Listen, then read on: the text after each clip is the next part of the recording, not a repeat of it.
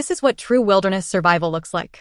To guard against a surprise attack by the notorious Wild Boar Sisters, a man spent 3 days and 3 nights building a spiked shelter with his bare hands. It may look intimidating, but this structure is a tried-and-true method for staying safe in the wild. That man is Lao Hu, a seasoned survivalist who has roamed the wilderness for years. Ironically, it was the Simmons mattress back home that robbed him of a good night's sleep. At the first light of day, he packed his gear and ventured into the snowy wilderness to find the perfect campsite. Despite the snowfall, his resolve remained unshaken. When he came across a fallen tree, it gave him a sense of security, a natural barrier. He decided this was the spot. The first task was clearing the ground of tangled branches and debris. With his strength honed from weightlifting, Lao Hu wielded his shovel with force and swiftly dug a deep pit. As the snow thickened, he kept digging, carving the pit deep enough to stand in comfortably.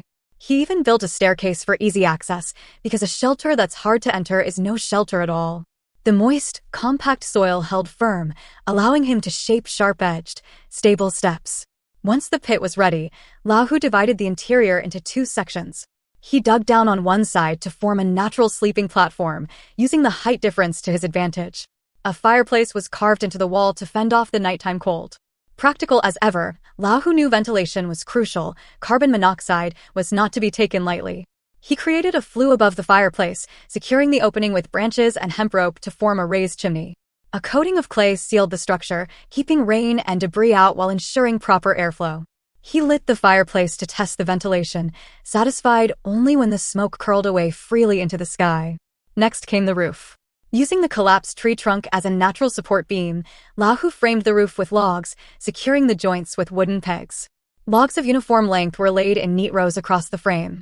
The double-sided sloping design prevented snow accumulation and gave the shelter a more spacious feel inside. It was both functional and aesthetically pleasing, a testament to Lao Hu's practical mind. With the structure taking shape, Lao Hu turned to comfort. He laid 2 smooth logs parallel on the sleeping platform, filled the gap with hay for insulation, and topped it off with evenly stacked thin sticks. The elevated bed kept him off the cold ground. Testing it with a brief rest, Lao Hu was visibly pleased. As night fell, snow blanketed the roof. Lao Hu fed the fireplace and settled in early. Yet his rest was disturbed by a vivid dream, a wild boar attack. Startled awake, he realized it was only a nightmare. Still, he took it as a warning. He started his day by cooking apple porridge, a warm and simple breakfast. Then he reinforced the vulnerable side of the shelter with logs. Leaving nothing to chance, he also built an arched frame above the steps and covered the entire shelter with thick clay. The clay served 2 purposes, insulation and acting as a base for spikes, his defense against wild animals. Though the shelter now looked a little odd, in the wilderness, practicality always outweighed aesthetics. Even as his hands stiffened from the cold, Lao Hu's focus never wavered. By evening, the shelter was airtight, promising a warm and safe night's sleep. As dawn broke, sunlight filtered into the underground haven. Lao Hu rose, well-rested and revitalized. His satisfaction was evident.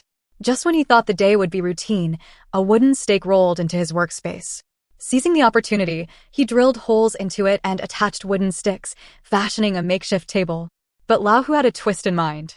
He set the table aflame, turning it into an outdoor cooking surface. From his supplies, he retrieved a prized, antique fruit from 1982, a bit of humor, no doubt. Hollowing it out, he cracked an egg inside, wrapped it in foil and nestled it into the charcoal. This gourmet wilderness egg bake was a favorite among survival experts. After precisely 37 minutes and 21 seconds, the delicacy was ready. With a triumphant grin, Lao Hu enjoyed his meal, proudly showing off his culinary skills. He followed it up with freshly brewed tonic tea, the hot drink warming him from within. And just like that, another day in the wild passed quietly, each challenge faced, each need met, and each small victory savored.